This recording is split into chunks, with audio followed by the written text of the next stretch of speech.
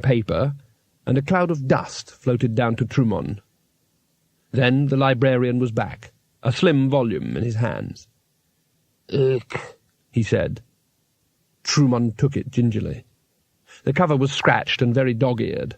The gold of its lettering had long ago curled off, but he could just make out in the old magic tongue of the Tsort Valley the words "Yet griet teimpel hiet tsort I history mystical." "Ugh," said the librarian anxiously. Trumon turned the pages cautiously.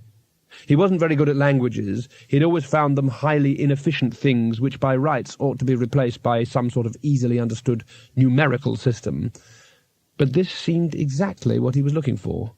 There were whole pages covered with meaningful hieroglyphs. "Is this the only book you've got about the Pyramid of Tsort?" he said slowly. "Ook." "You're quite sure?" "Ook." Trumon listened. He could hear a long way off the sound of approaching feet and arguing voices. But he'd been prepared for that, too. He reached into his pocket. "Would you like another banana?" he said.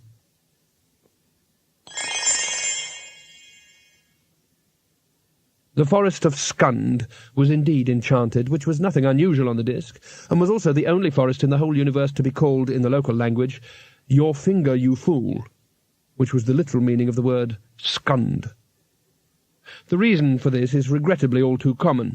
When the first explorers from the warm lands around the Circle Sea travelled into the chilly hinterland, they filled in the blank spaces on their maps by grabbing the nearest native, pointing at some distant landmark, speaking very clearly in a loud voice, and writing down whatever the bemused man told them. Thus were immortalized in generations of atlases such geographical oddities as "just a mountain," "I don't know," "what," and, of course, "your finger, you fool." Rain clouds clustered around the bald heights of Mount Ulskunrahod. Who is this fool who does not know what a mountain is? And the luggage settled itself more comfortably under a dripping tree, which tried unsuccessfully to strike up a conversation. Twoflower and Rincewind were arguing. The person they were arguing about sat on his mushroom and watched them with interest. He looked like someone who smelled like someone who lived in a mushroom, and that bothered Twoflower. "Well, why hasn't he got a red hat?" Rincewind hesitated, desperately trying to imagine what Twoflower was getting at. "What?" he said, giving in. "He should have a red hat," said Twoflower, "and he certainly ought to be cleaner and more sort of jolly. He doesn't look like any sort of gnome to me." "What are you going on about?"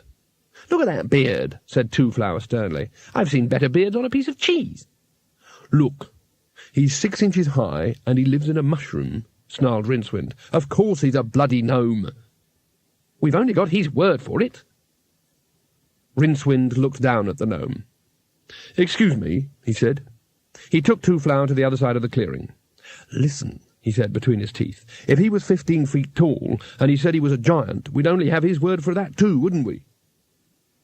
"He could be a goblin," said Twoflower defiantly. Rincewind looked back at the tiny figure, which was industriously picking its nose. "Well," he said, "so what? Gnome, goblin, pixie, so what?" "No, not a pixie," said Twoflower firmly. "Pixies, they wear these sort of green combinations, and they have pointy caps and little knobbly antenna thingies sticking out of their heads. I've seen pictures."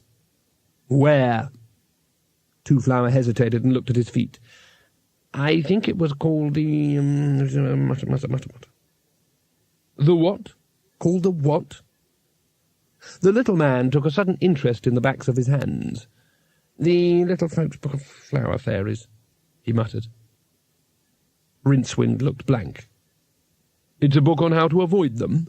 he said. "Oh, no," said Twoflower hurriedly. "It tells you where to look for them. I can remember the pictures now." A dreamy look came over his face, and Rincewind groaned inwardly.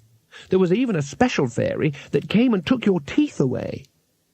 "What, came and pulled out your actual teeth?" No, you're wrong. I mean, after they'd fallen out. What you did was you put the tooth under your pillow, and the fairy came and took it away and left a Rainu piece." "Why?" "Why what?" "Why?"